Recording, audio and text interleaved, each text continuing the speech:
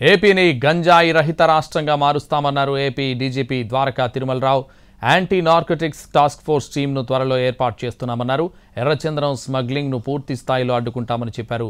సవరణ చేసిన 3 కొత్త చట్టాలపై పోలీసులకు అవగాహన కల్పిస్తున్నామన్నారు డీజీపీ. రాష్ట్రంలో గంజాయి అనేది లేకుండా చూడాలంటే 100 డేస్ యాక్షన్ ప్లాన్ ఉంటుంది.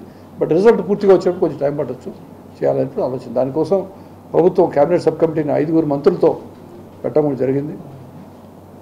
సో దానికి మేము మా నివేదిక కూడా ఇచ్చాము. వీలైనంత త్వరలో ఏఎన్టీఎఫ్ అనేది యాంటీ నార్కోటిక్ టాస్క్ ఫోర్స్ అని ఫామ్ చేస్తాం. దానికి సంబంధించిన విధి విధానాలు రూపకల్పన జరుగుతూ ఉంది.